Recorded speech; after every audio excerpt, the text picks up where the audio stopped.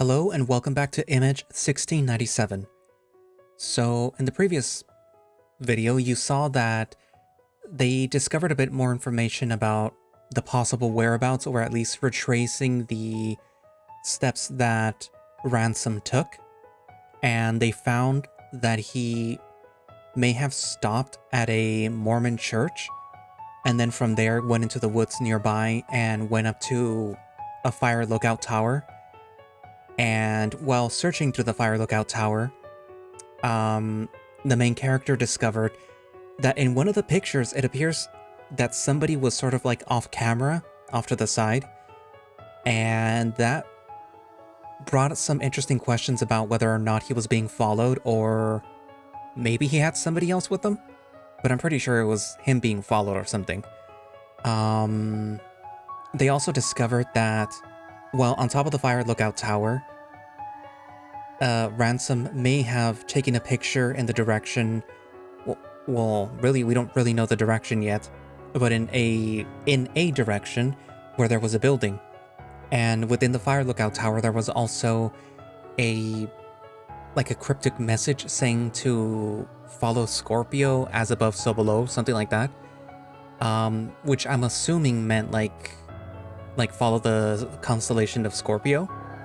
And then that was probably oh, if you follow that and then you look down, then that's probably where you were supposed to go.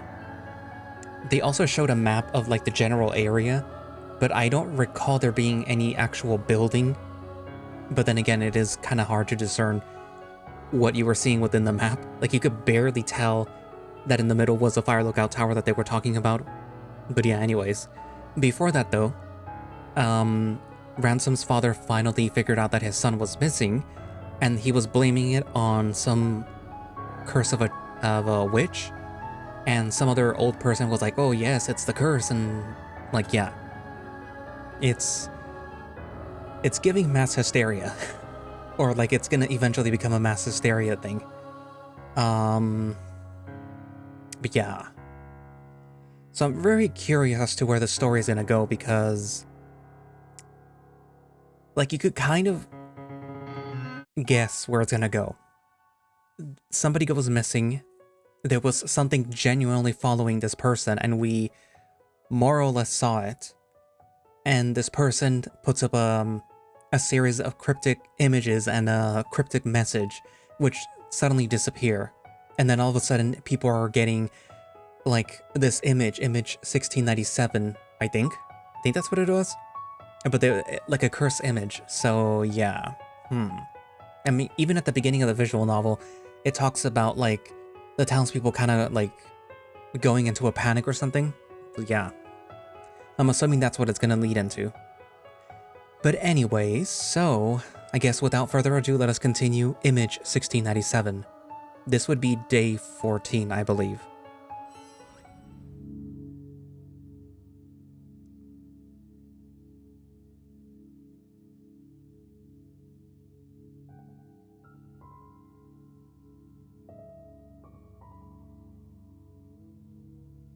October 14.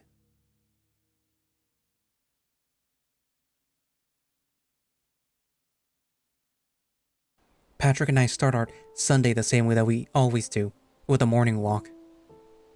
I think we both need it now. It would be a good way to clear our heads. A little hour-long walk around Greylock in the crisp morning is all that I need. So, if you remember, I said that I had the family barbecue today. Oh, right. He said his family planned it for weeks. Yeah, I do. When is it? 3. Alright. Will you be okay? Do you want me to come with you? Well... Yo, Berber. Suddenly I hear Walter's voice call out to me. I turn around to see the cat crossing the street and waving at me. Hi? Hey, hi. You free today? He's weirdly energetic. What's happening? Okay, so listen. I've been trying to convince David to let us report on Ransom's disappearance, but he keeps demanding that we keep our mouths shut. Seriously? This is not really what I wanted to hear on a Sunday morning. Yeah, I know, it's stupid. So, here's what I'm proposing. You and I, we head off to the Burlington. We ask their paper to report on our missing bear.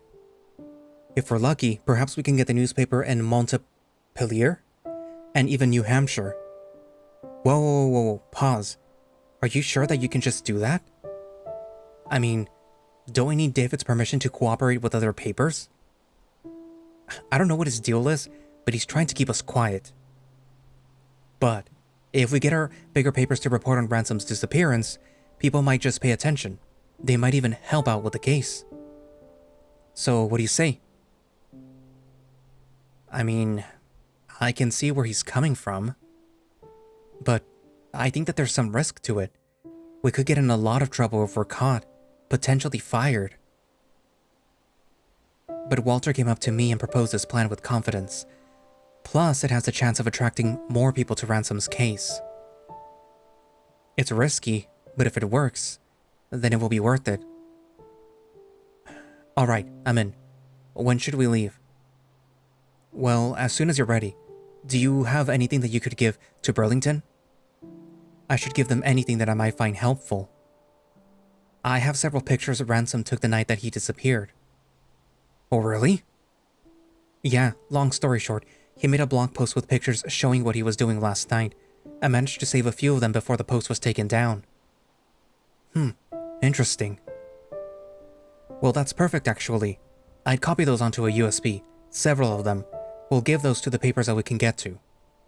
Oh, get a picture of Ransom as well, if you can, just so the papers have a visual reference. Understood. I'll text when I'm ready. Alright, see you then. And then the cat just struts away like that was a very casual conversation.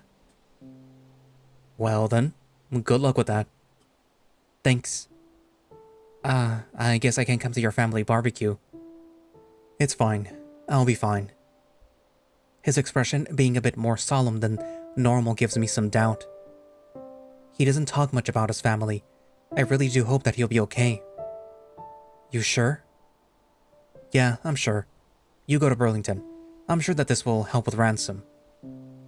He tries to reassure me, but I wish that there was something that I could do to return the favor.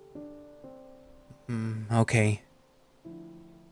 On our way home from our walk, we stop at an electronics store to buy several flash drives. After doing what Walter had requested, I stuff the flash drives into my bag and text the cat.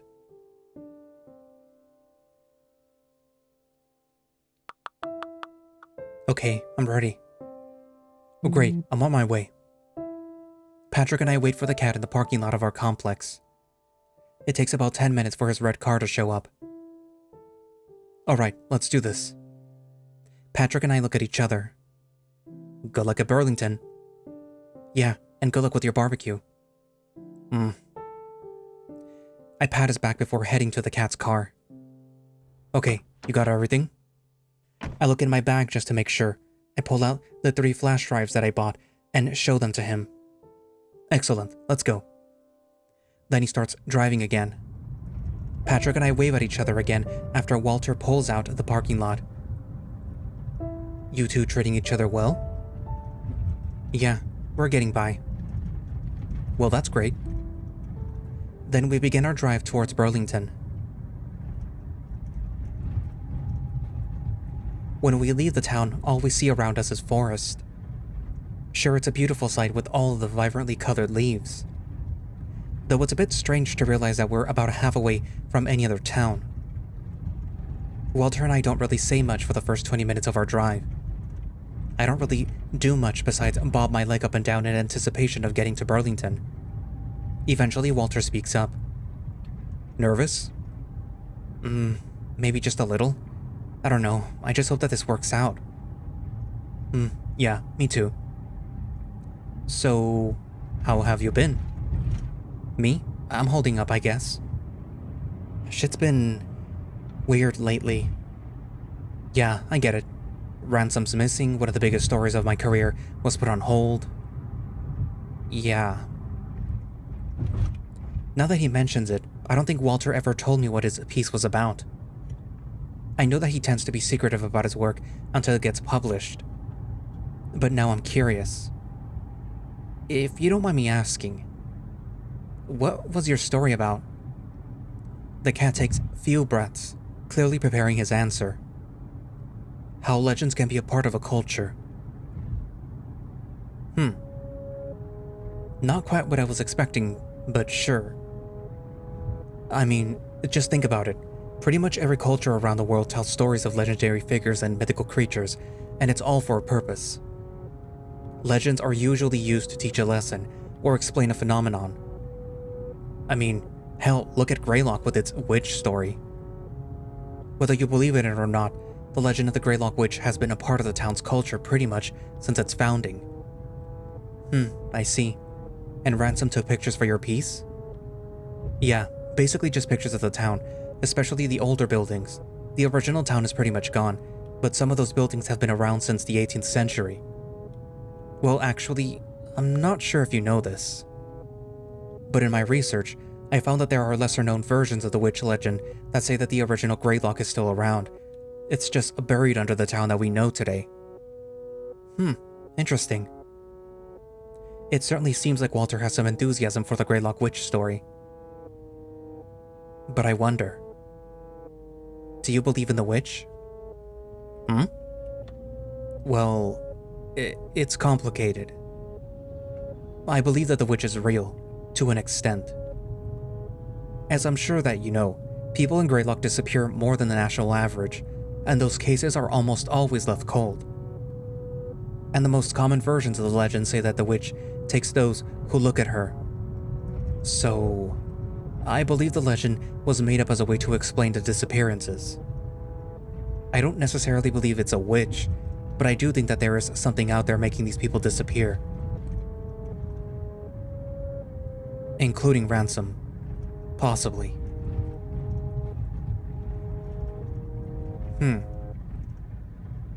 The cat's expression becomes a bit somber at that last remark. I also feel my heart drop. Do you think that we'll ever find him? At that, Walter brightens up, though it feels a bit forced. I mean, that's why we're doing this, right? People usually blame it on the witch and move on. Not us, though. I think that there is a chance that Ransom is out there. Somewhere. I think that we can find him. I look back out the window, looking closely at the trees. Yeah. Thinking about Ransom lost in those woods, no civilization for miles, it makes me feel uneasy. And then that tingling sensation comes back when I remember that there's something in the woods, something dangerous. I try to have hope that we'll find him, but it's easily overpowered by the anxiety. So, now can I ask you something? I look away from the entrancing woods and back at the cat.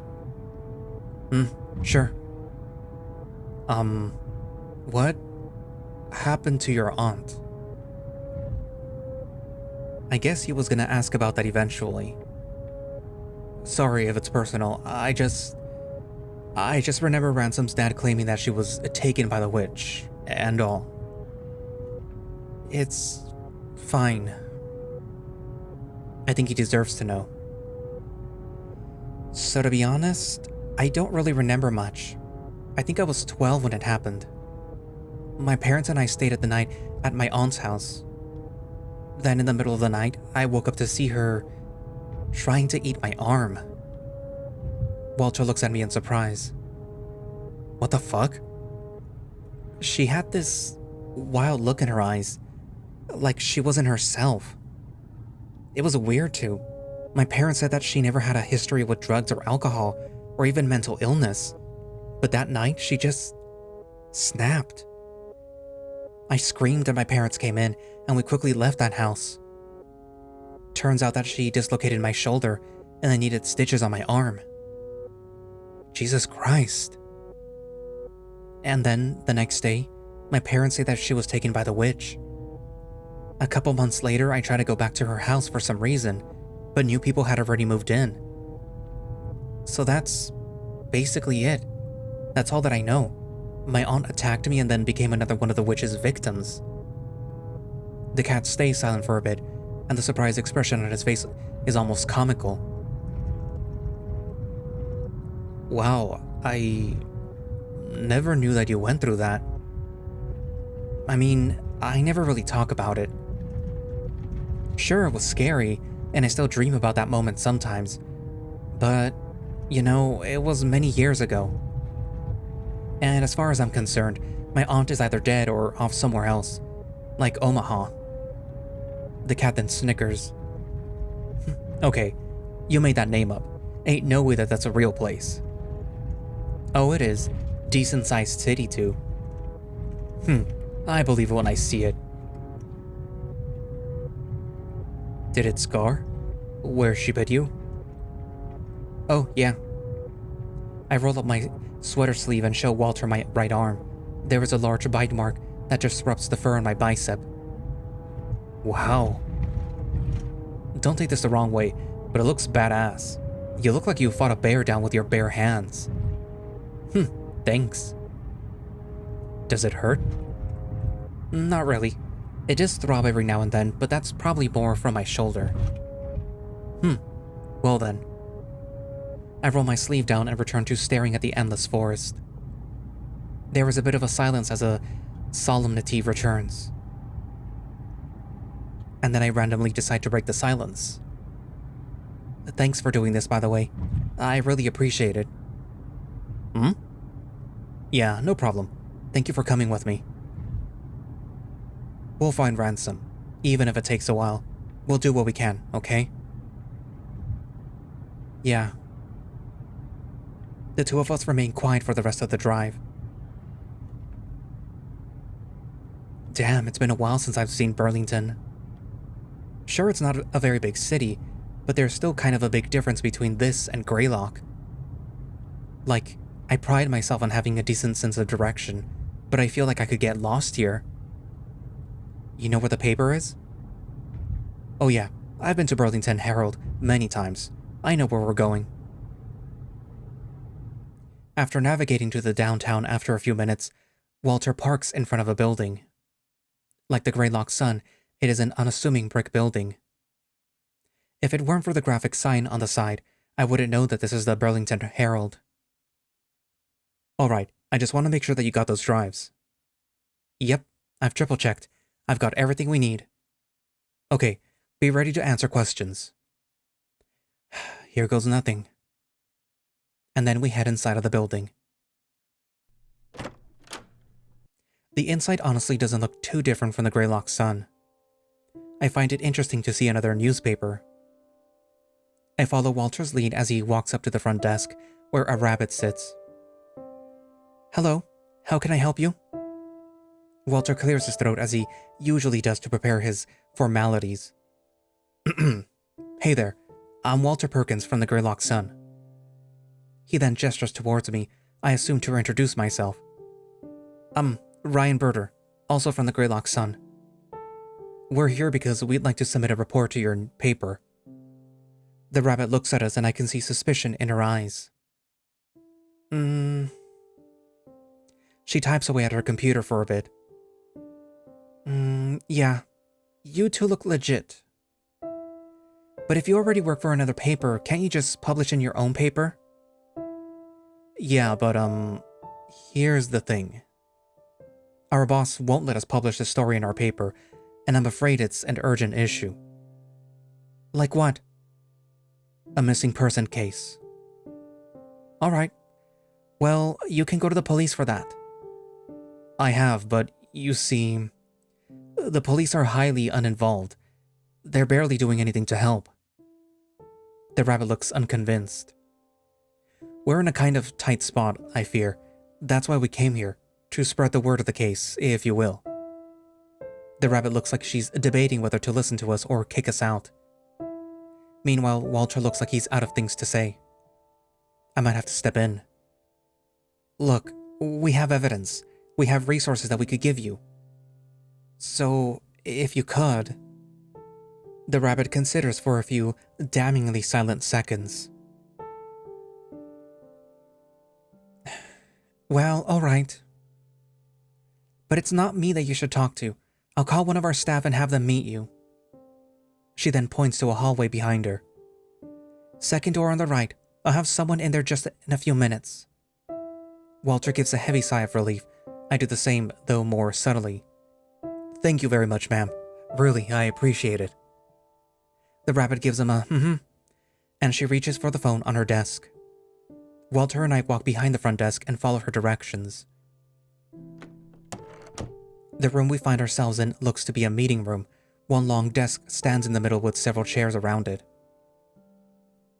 "Damn, you really saved our asses back there." The cat immediately makes himself comfortable on one of the chairs. "You're welcome." I sit down next to him. Then I put my bag on my lap and start fidgeting with it. "You think that they'll actually listen to us?" "I mean, we've gone this far, haven't we?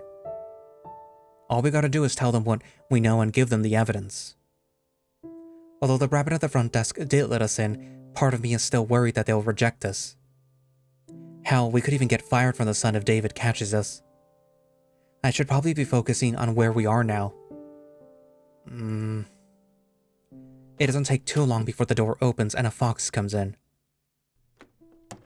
"Hey, are you two the Greylock Sun reporters?" "Yes, indeed." "Hold on, I recognize this fox." "Whoa, Terry?" Judging by the reaction, it seems like they also recognize me. "Huh, Ryan?" "Hey, it's, been a minute, yeah?" Whoa, you two know each other?" "Oh yeah, Terry and I were classmates here. I just remembered you being one of the more cooperative students." The fox chuckles at that. Yeah, I remember. If it weren't for me, you wouldn't have passed physics." That is true." "You work at the Herald?" "Yes, indeed. And it looks like you're also a reporter. Funny, huh?" Yeah." Terry sits down at the short end of the table closer to us and sets their larger back down. "So I hear you two are here to report on a missing person? And due to the boss's orders and uncaring police, you can't adequately report on the situation despite how urgent it may be?" "Yes, that's correct." "I see. That is quite the dilemma, indeed. A strange one, too." "Right?" Terry then reaches into their bag and pulls out a notepad and pen. "Well then, I need you to tell me everything that you know. To start off, who is the missing person that you're reporting on?" "Alright, here we go. His name is Ransom Wilkes." I spell the name out carefully for the fox. "He's a photographer for the Greylock Sun. Brown bear, 26 years old, yellow eyes. I believe he's around 6'2". "Alright, when did you last see Ransom?" "The last time that I saw him was on Thursday. He was taking pictures for a piece that I'm writing. But then he made a post on his blog that night. I can't tell you the exact time that it was posted because it was deleted, but I believe that it was sometime in the 11 p.m. hour." The fox jots down everything surprisingly quickly. They seem to be keeping up. "Interesting. And did you see this post?" "I only saw part of it. It was a series of pictures with the caption 'Spread the word' in all caps." I pull out one of the flash drives from my bag. I only managed to save a few of the images onto my phone before the post was deleted. I put them onto this flash drive alongside a picture of Ransom that you could use. "Alright, that's perfect. This will definitely be of good use to us." Terry takes the drive while fishing a laptop out of their bag. They boot their laptop up and plug the flash drive in. Then they look at the screen for a minute in silence, presumably looking at the photos. "Okay." They turn the laptop around so Walter and I can see the screen. Displayed on the screen right now is the last picture that I managed to save, the fog from the tower balcony. "Is there anything more that you can tell me about these pictures? I just need to know what I'm working with." "Well, like we mentioned earlier, Ransom is a photographer. The way that he takes his pictures is very intentional. As such, I believe that he was trying to lead us somewhere with these pictures. I don't know what it is, but I think that he found something important. I also figured out that these pictures were taken in the forest northeast of Greylock." I take a breath, ready to sound crazy in front of a reporter. "You see, The reason people in Greylock are so dismissive of Ransom's disappearance is because they're blaming it on a local folktale. It tells of a witch who takes people who get lost in the woods, basically. Terry stays silent and writes it in their notepad. Look, I know it sounds crazy, but it's part of Greylock's culture and many of the townsfolk believe in that story. We're doing what we can to find Ransom, but we're kind of in a tight spot. We could use all the help that we can get. It takes a fox a bit to respond. Alright. I'll write a report on this. Walter and I breathe a collective sigh of relief. If you wouldn't mind, I'll be doing my own research on Ransom Wilkes and Greylock. I trust you and I believe that this is urgent, so I'll get this out as soon as possible. I'm just going to need a few more sources. Yes, of course. Do what you must. Thank you very much for this. Yep, no problem. The fox turns the laptop around and does something else on it. I assume that they're downloading the photos from the drive. Oh, one more thing. Yeah? If it's okay, we'd, prefer to stay anonymous. Oh yeah, I like to avoid getting in trouble with David as much as possible. Oh yeah, shouldn't be a problem. Alright, is that all? I think so, at least for right now. Okay then, I'll get that report out as soon as possible. Terry closes their notepad and laptop and stows them away in their bag. We all stand up and shake hands. Thank you very much for this. No problem. Thanks for coming over. It's nice to see you again, Ryan. Oh, hey, and good luck with your investigation. I hope you find Ransom. Thank you. Terry then escorts us to the front door. Well, that worked out surprisingly well. Alright, so what should we do now? Well... To be honest, I think that we should cancel on Montpelier. You think so? Yeah, I mean, we were lucky to get the Burlington Herald on board. I don't think that we'll get so lucky at Montpelier. I mean, unless you happen to know somebody there. No, not really. It would be great to get the story to multiple newspapers. But Walter's right, we did get lucky here. So you think that we should head home? For now. Let's just hope that this plan works. Yeah.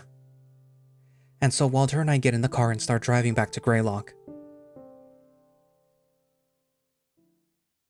The drive back to the apartment is pretty uneventful. When I enter, I don't see Patrick inside. I expected that because I remember that he has his family barbecue. I hope he's doing okay. He doesn't talk about his family much. Man, that was kind of exhausting. I could use a shower. I take a quick shower to get that feeling of tiredness off. It doesn't help, but at least I feel cleaner. I dry myself off and I'm ready to put my clothes on when I notice something in the mirror. The scar on my arm. A constant reminder of that night. I experienced the worst pain that I've ever felt in my life that night. It was also the most scared that I have ever felt. Something about the way that my aunt looked. It was unnatural. I felt like she was going to kill me. Almost like she was a wild animal. Hold on. Ransom's room. The way that it looked like a wild animal had trashed the room. And he and my aunt both disappeared, and people blamed it on the witch. There just might be a connection. But how can I investigate this further? Maybe...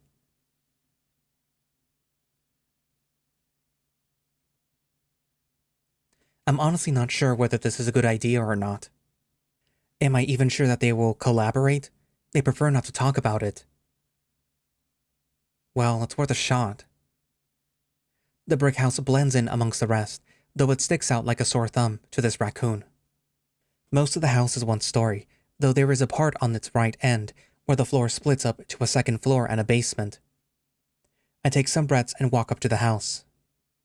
I work up a bit more courage than I really need to and knock on the door. It doesn't take too long for them to answer. The door opens, and on the other side, I see an older raccoon woman. She looks at me slightly surprised. Ryan? Hey, Mom. My mom steps aside and ushers me inside.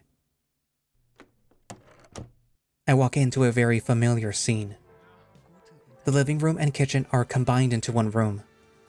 Dad lounging on a chair watching TV, though he's not looking at me. Ryan, how you doing, little guy? I'm hanging in there. This is certainly a surprise. What brings you here, Ryan? I don't think that I should dump this information on them immediately after coming over. Just, thought that I'd come over. My mom looks at me with some suspicion. Are you sure? You're not really one to just show up out of the blue. Is something up? Now I feel guilty. I might just have to tell them. I've been a bit stressed out lately. The suspicion on my mom's face turns to worry. My dad stands up and walks over to me. Oh, what's happening? You remember Ransom? My parents think for a bit. Oh, that bear that you dated? Yeah, I remember him. Yeah, he's gone missing. The expression my mom makes after I say that is unreadable. I feel like I know where this is going. She might too. But then her expression drops again. Well, I'm sorry to hear that. How long? Since Friday. Not much has happened since then, but I don't know. I just feel like I need to decompress. So you came here? I nod at them silently. Okay, well, you can make yourself at home. I could make you a gnocchi bake. I still remember your favorite, and I have all the stuff that I need. I was also gonna make some bread tonight. I got the starter ready. I chuckle a little at my parents' hospitality. It's comforting to know that they're here for me. I'd like that. Thank you. As my parents cook, I make myself comfortable on the couch. Local soccer plays on the TV. Greylock is playing against some team called the Sandy Hills Scarecrows. I don't pay much attention to the TV though. My mind is still trying to figure out how I'm gonna ask about my aunt. Perhaps it's best if I just be blunt about it. Who knows? A few hours later, I get called to the table. The gnocchi bake is exactly how I remember it. The tomato sauce and melted cheese mix well over the dumplings. Dad's bread is just how I like it, light and fluffy with a hint of salt. At the baking show's on TV in the background, and this is just like any family dinner that I had when I was a kid. My parents and I spent most of the dinner catching up, telling each other how we've been and what's been happening. So, somebody's birthday is coming up. Oh, right. Is there anything that you would like? To be honest, I've kind of stopped caring about my birthday. Nothing I can really think of. Well, I'm sure Patrick will get you a wonderful gift. Yeah, he is a good one. It's certainly nice and a much-needed moment of comfort. But the whole time I look for an opening to ask about my aunt. Eventually, there's a moment when the table goes quiet. All of us almost finish with our food. I take a few breaths to steel myself and speak up. So, I have to ask you something. My parents perk up, giving me their full attention. Oh boy. What happened to Aunt Lisa? My mother's face distorts into that unreadable expression again. It takes her a second to answer. She snapped and went missing, on account of that witch. Same thing that I heard when I was a child. Okay, but what was she doing before she disappeared? Ryan, I don't think that it's a subject that you should be bringing up at the... No, seriously. I think that there might be a connection between Ransom's disappearance and my aunt's. I just want to know what she was doing. Ryan. Frank. My dad's tone becomes stern. I know where that usually leads. Jesus, I'm not going to be subjected to another one of his lectures. You want to know something, Ryan? I look at her with uncertainty, waiting for her to go on. My sister had a friend who went missing. She tore herself up trying to find her. And then, the one night that we come over, she goes crazy and tries to kill you. My mother's eyes suddenly burn with a deathly intense glare. I saw the devil in those eyes. I knew then that my sister was gone. We had to get you out of there as soon as possible. If anything, you're lucky that you're even sitting at our table right now. And then the witch took her, though not before she completely trashed her home. My sister was gone, taken by the devil's accomplice, and we had to clean up the mess that she left behind. All because she wandered too deep into the fog to find her friend. After a moment of silence, my mother's expression fizzles out into a mixture of sadness and fear. Listen here, Ryan. It is a dangerous world out there. Even if there are no witch, there are still dangerous things lurking in the woods.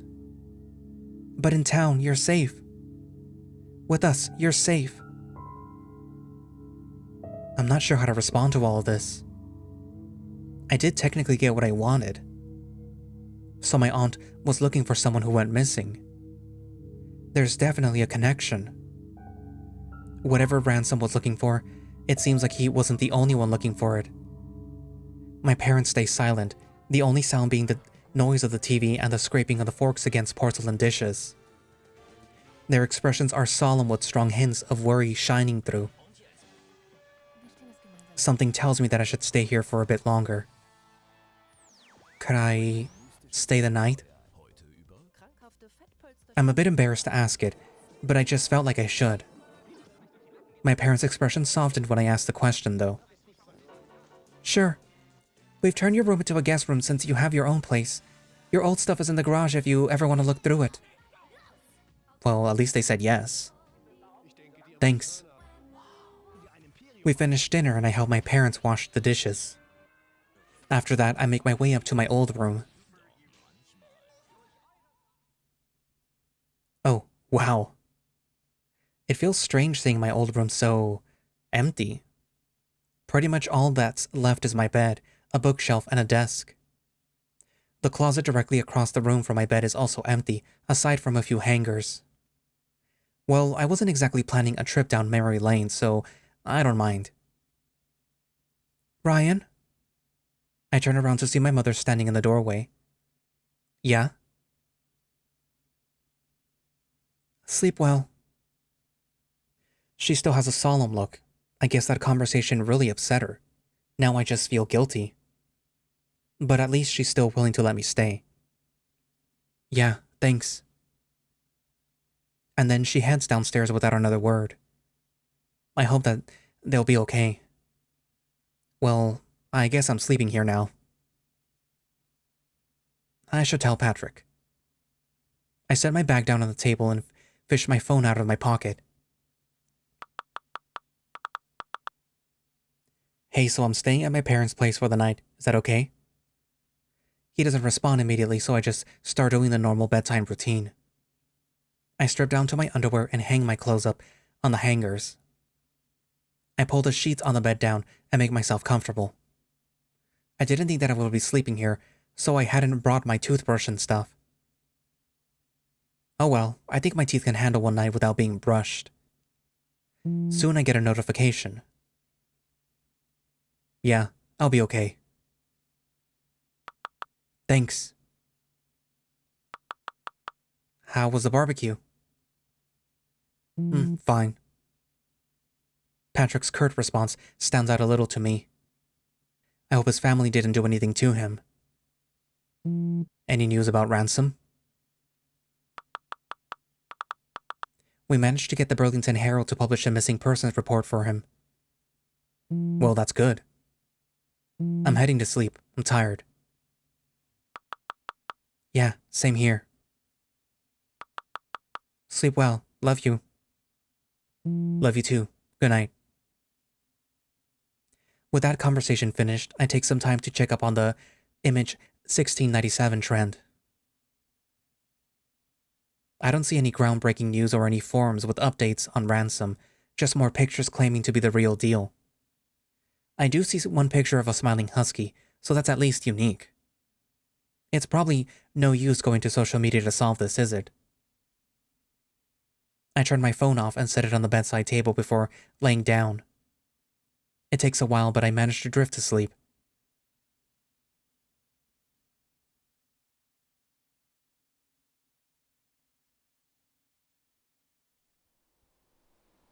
I'm still in my room.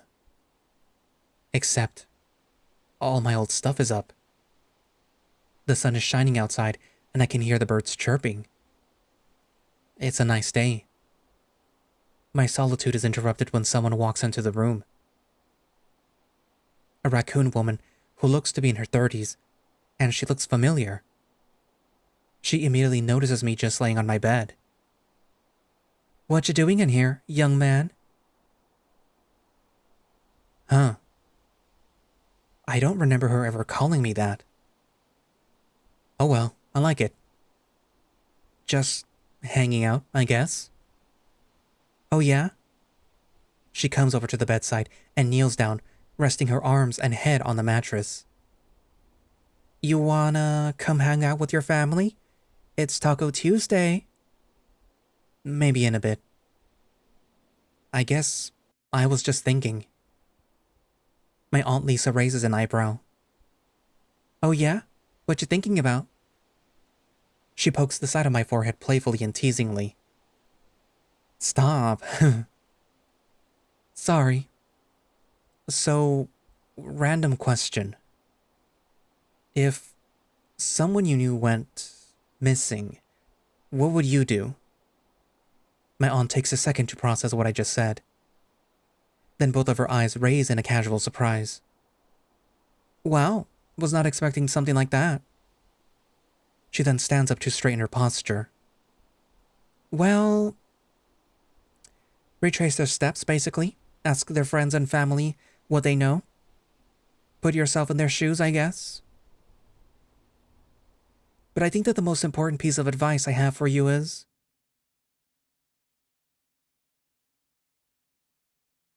don't wander too deep into the fog." My eyes shoot open and I find myself in the empty guest room again. What the fuck? It's morning? What time is it? Oh shit, it's Monday. That means I have to work. Oh, great. So I get up and do my normal morning routine. Thankfully, my parents have a few spare towels out for guests, so I shower with no problem. I don't encounter my parents in the half hour that I'm in the house. They must still be asleep. I won't bother them. I would feel a little guilty if I just left without a word, though.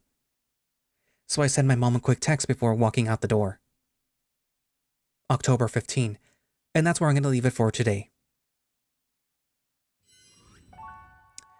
So, at the very least, they were able to get out, I guess, the word to one of the other newspapers to publish an article about what's happening. But it also still, it still baffles me a little bit that Ryan is leaving some of the information out. Like, for example, the fact that it looks like the window was broken out of the room and there was still blood. It's just, it doesn't look like it was a break-in. It looks more like it was a breakout. Of course, the person that attacked Ransom could have technically broken in, just in a much more subtle way, like, pickpocketing it, or not pickpocketing it, picking the lock and then, sneaking in and then have a fight ensue and then, it just leads outside. The other thing about the hand, the fact that there was a hand that they found, not only that, but the fact that they found the truck. And the whole thing with the picture where it looks like one of the pictures that Ransom took, that there was somebody on the very, very corner.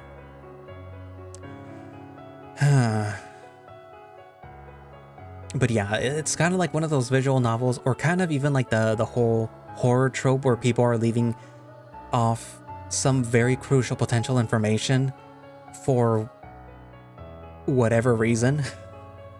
And it's like, I think that you should have mentioned this, because this is very important.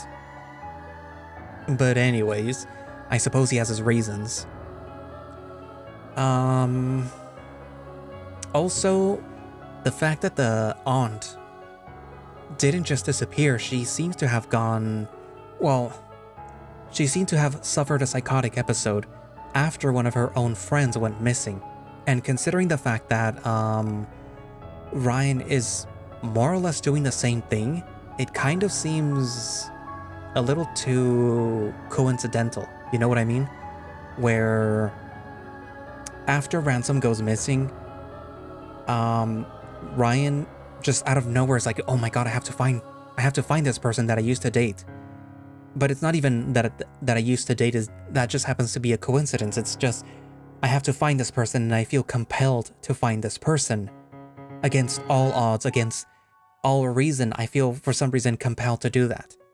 And the aunt seems to have suffered something similar where one of their friends went missing and they felt compelled to look for that missing friend.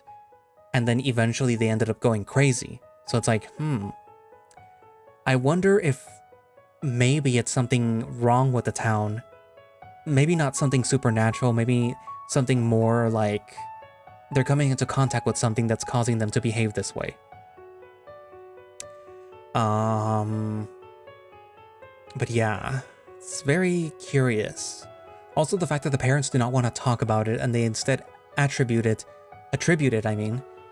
to the Greylock Witch, where it's like, oh, you know, I believe it was the mom's sister went missing and like, we don't know what happened to her. And the only explanation that we have is that she was kidnapped. Instead of saying, oh no, the only explanation that we have is that a supernatural witch kidnapped her. So that's like, why is it that the Greylock Witch is the answer to these disappearances is not like something else? I'm assuming something else is happening within the town because the owner of the newspaper for the town doesn't like really want to think about it, and the police apparently don't also really care, so it must be something that is already well known and documented, that these people go missing for a very specific reason and they're trying to cover it up. So, There's also the whole thing with the cursed image thing. So, could it be that there is an actual cursed image and then they also made a little nod, or how do you call it? Like a little, like, oh, calling back to or whatever for the smile dog cursed image that was like a meme thing that was going around too. That I also thought that this is what that was gonna be about too when I read the other visual novel. But yeah. I'm very curious to find out what is going on. But yeah, anyway, so far I'm still very engrossed in what's going on, and I, look forward to continue to reading it. So yeah, next time is day 15, right? Anyway, so yeah, what are your comments? What do you think is going on? Do you think that some of the people are acting suspicious? Do you think that perhaps Ryan's own little sudden obsession with finding his ex is kind of weird? Or is totally justified? I mean, he is a reporter, so like, I mean, if nothing else, his curiosity is getting the better of him, I guess. Write it down in the comments what you think, and thank you all for watching / listening. If you would like to play Image 1697 yourself, you can do so by going down into the link in the description, which should have a direct link for the itch.io page where you can download and play the game yourself. If they have any form of support, I will be also linking that down in the description. And if you would like to support the channel and help support me, you can become a channel member, and that does give you earlier access to these videos as they're being scheduled. I mean, you don't have to, because they will eventually pop up, but it's usually like 2 weeks later after they're uploaded. So yeah, it might be worth it. But yeah. Also, in case you can't do that or you don't want to do that, you could support through Ko-fi too. I also have that. And I have a throne in case you're feeling overly generous, and if you have some like spare change. I mean, I kind of know that not a lot of us have that anymore, considering what's going on, so yeah. I won't fault you for that. But yeah, so all those links down in the description. And I guess that's it for now, and I will see you guys in the next video. Bye-bye.